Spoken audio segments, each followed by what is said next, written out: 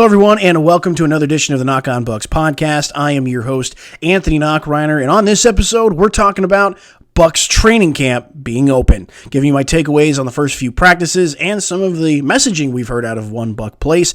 But first, if you like the content on this channel, please hit the like and subscribe button. You can also find my written work at the Nach on Bucs on Substack.com. Just type in Nach on Bucs and you can find all my columns right there. So, and also you can give me a follow on Twitter at Nach on Sports or on Instagram at Nach on Bucs. So the first thing I want to take away is the fact that the Tampa Bay Buccaneers organization allowed to pull back the curtain. Now, if you've heard some of the interviews earlier this season, Jason Lights talked about this and pulling the curtain back and allowing more access for fans to really see what goes on the day-to-day within their favorite team's organization. And the fact that the Tampa Bay Buccaneers put this speech up by Todd Bowles to open training camp, I thought was great. Because also I think for a lot of Bucs fans, it kind of gave us a different look at Todd Bowles. A lot of criticism, and maybe rightfully so, is the fact that just we don't see a lot of emotion from Coach Todd Bowles. We don't see, you remember, John Gruden. You could tell whether he was mad or happy on the sideline. With Coach Todd Bowles, he's pretty much even keel the entire way. And sometimes that can annoy fans, and I can totally understand that. But this was an opportunity for us to see Coach Todd Bowles in a different light when he's around his team. Because again, sitting at, 4-7 last year, hey, it looked like, okay, maybe we are going to be in for a top 10 pick. Todd Bowles is likely going to get fired. But the team never lost faith in him. And obviously the rest is history. We know what they went on to do. They go on to win the division. They go on to win a playoff game, and they go into Detroit and almost knock off the Lions. So I think this speech that we get from Todd Bowles is one that really allows us to see why this team never lost faith in him. And honestly, after I watched it, I was like, all right, I'm ready to run through a brick wall. All right, I'm ready to roll. So the first clip, like I said, you guys can go on YouTube. It's on the Bucs channel. But like I said, these are just two parts of this video that I really took away from. Because again, you're looking for the small intangibles. Because like I said, we don't have pads on yet. And obviously, we're way too early into training camp. We got joint practices coming up. We got preseason games. We're not really going to know how this team is. Everybody's full of hope right now. But it's the small things that you're looking for to a degree to kind of give you signs that says, okay, this is actually going to be a good football team. We're going to be a playoff football team. And this is one of them. And this is to open up things, essentially, in that meeting. So let's roll the clip. It's the most in-shape team we've had in a long time, right? The expectations for us shouldn't be just the division. It's got to be the Super Bowl. We won the division the last 2 years.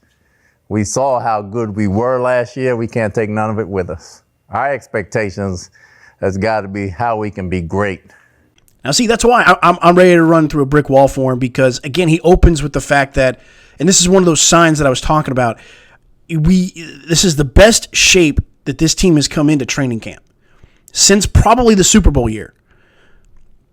That's big. Again, you're looking for those small intangibles, being in shape, having this team being the best shape they've been in. Obviously, we've got some aging vets. You got Levante David, Mike Evans, Chris Godwin. Baker Mayfield's not exactly a spring chicken either. But you've got guys that are coming in the best shape. That's also going to help these guys stay healthy.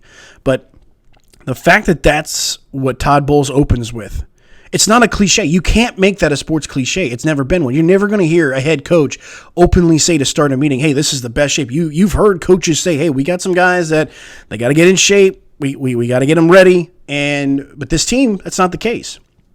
And you also heard throughout that speech that, there were guys that had retained a lot from the offseason program. And that's also key, because especially when you talk about a new offensive coordinator, there's a lot there. And you're also talking about second-year defensive players, not just relying on their physical talents, but now understanding the defense so that way they can play free and not think. We'll get into a little bit of that a little bit later on, but I think that was a great message by Todd Bowles, and as a fan, that gives me a lot of hope. One of the other things that I took away from his speech was the fact that, you hear prognosticators say all the time, you need the best 53 players on the roster.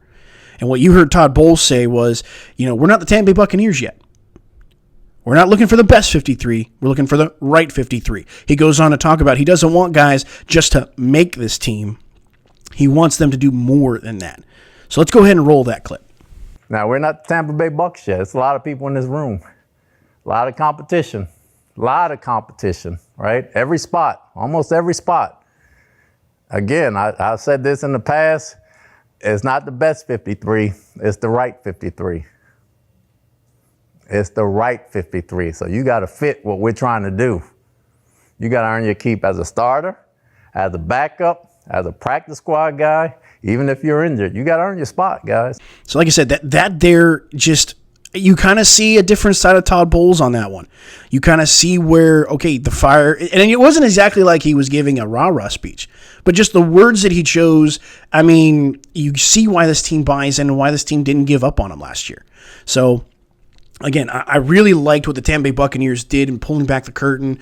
I feel ready to run through a brick wall for Coach Bowles as well, given what he said. And so, again, just a really great job by the Bucs PR team and social media team getting that out there and allowing us fans to kind of see that. You know, I give the Bucs PR team a ton of credit, social media team a ton of credit. I mean, you go back to that their documentary series that we've seen the last couple of years. They do a fantastic job with that. Absolutely love that. I loved it, especially when they came off the Super Bowl year. That was always fun to watch. But like I said, just great stuff from Todd Bowles. Now, getting into the training camp stuff. Obviously, we've had a couple of practices. We won't have pads on until I believe this weekend. I believe that'll be Sunday. So I'm curious to see how that goes. Obviously, we've heard a lot of hype, and this is underwear football essentially. So you have to take a lot of the hype that we're hearing right now with a grain of salt. Obviously, Jalen McMillan is balling right now. Let's see what happens when the pads come on. So that's why, again, and I pointed this, and you're probably tired of me saying it already, but the fact is that you're not looking for the hype that we're hearing right now. And again, I'm not dismissing Jalen McMillan, but again, it's underwear football at the moment. So we want to see what happens when the pads come on. But you're looking for the small things. You're looking for those intangibles. You're looking for those types of things that kind of give you a sign. And you know, these are some of the things that I took away from in the press conferences that we've had since. So let's roll clip number one, which is Todd Bowles talking about whether or not Baker's still got that chip on his shoulder after signing that big contract. Signed that probably contract. Got a bigger chip now. Baker's going to be the same every day. He works his tail off to be the best he can be. The guys believe in him. We'll run through a brick wall for him. I don't see any change. Again, I didn't think Baker was going to lose that chip. I think, honestly, it was going to make Baker feel comfortable to play with that chip. Again, everybody talks about it. When you back Baker into a corner, that's when he plays his best. You're right. But at the same time, too, you know what also a player plays his best? When he feels like the organization has faith in him. And guess what? The Tampa Bay Buccaneers, Jason Light, Todd Bowles, they have faith in Baker Mayfield, and the rest of this team does. You can hear all the interviews that the players did over the offseason, and especially defensive players. It's not just the offense. It's the defensive players that have talked about what Baker Mayfield brings to the table. And I think that's why, again, you can go back to my last piece of the top 5 reasons NFL media think the Bucs will not make the playoffs. Number one is the fact that Baker Mayfield will regress. And I think a lot of people can look at that because it is a trend. But I think when you look at the Baker Mayfield going into this season, he has an organization that has a ton of faith in him. I don't think Cleveland was ever sold on him. I don't think Cleveland ever just said, here's the keys, go.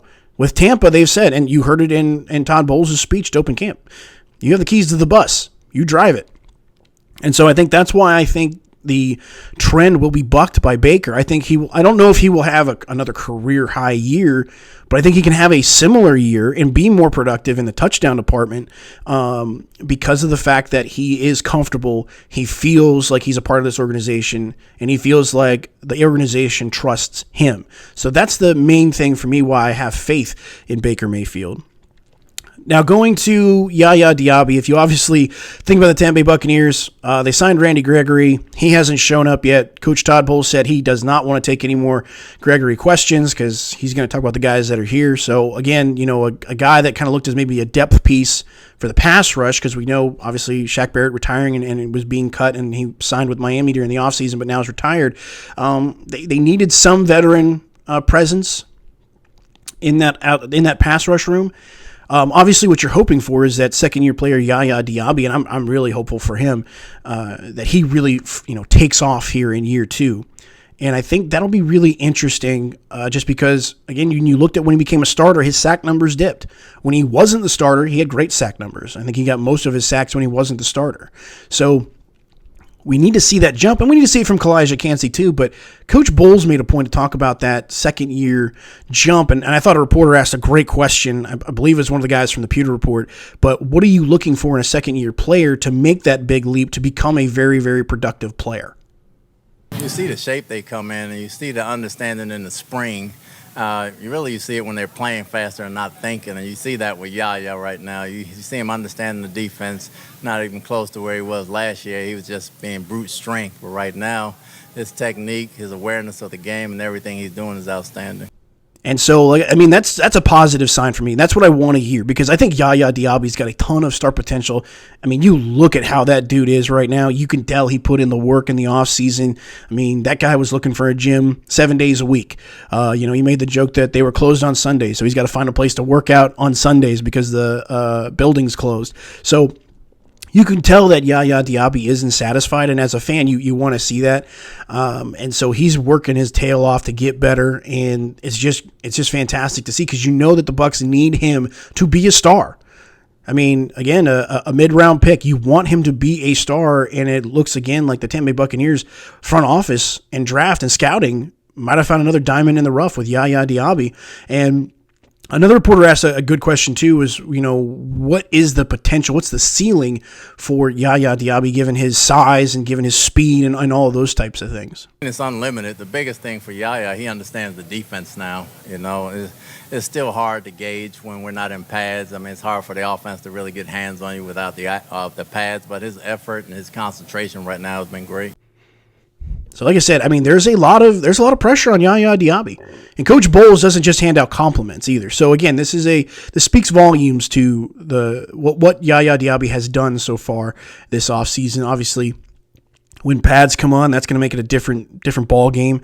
We'll see what he does when the pads come on, and Coach Bowles has alluded to this as well. You can't trust underwear football, but like I said, there's a lot of positives to take away from what we've seen already through the first couple of days of camp, and I'm excited to see what Tampa Bay can do once the pads come on and once we get to preseason games as well. So, like I said, a lot of really good stuff coming out of One Buc Place, and like I said, as a fan, you got to be excited. And listen, the national media is going to sleep on the Bucs, and that's fine. We know this. We know, Bucs fans, we know how this goes. I mean, we were slept on even when Brady was here, but the only reason we got talked about was because Brady was there. So, because everyone's paying attention right now to the Dallas Cowboys and Jerry Jones all in again. And, okay, whatever. I wouldn't be surprised if the Cowboys miss the playoffs this year, given what they do, because they're also dealing with multiple holdouts. You got the San Francisco 49ers. Again, they're a good football team. Can't count out Kyle Shanahan and what he does with that group. But they've got multiple holdouts right now. Well, a holdout and a hold in, and so they've got issues that they got to try and take care of. And obviously, the Green Bay Packers. Everybody loves the Packers right now, and we're waiting to find out what type of deal Jordan Love is going to get as a quarterback. Is he going to reset the market? How many years for the Packers? All that type of stuff. So everybody's talking about that stuff right now. They're not talking about what Tampa Bay is bringing to the table for this season. So, let it go. I mean, you know what? I think the Bucs are just fine. I think they're happy with the fact that everybody is counting them out once again, and that whole entire organization keeps receipts, and they thrive on the disrespect, and I'm all here for it. You know what? Good. You know what? I don't want the national media to talk about the Bucs. Talk about the Bucs when we're sitting at the top of the division and we've got like a 3-game lead. Then we can really start to hear about it. So. A lot of good things and a lot of good intangibles that you're hearing coming out of One Buc Place. Absolutely love it. Can't wait for the pads to come on. Can't wait for those joint practices either. If you like the Tampa Bay Buccaneers and want to see more of this content, please hit the like and subscribe button. You can follow me on Instagram at the Nach On Bucs and on Substack at the Nach On Bucs. You can follow my thoughts on Twitter at the Nach On Sports, and you guys can follow me there. So please hit the like and subscribe button, and please support. Give me your comments as well, what you think and what you want to hear as well.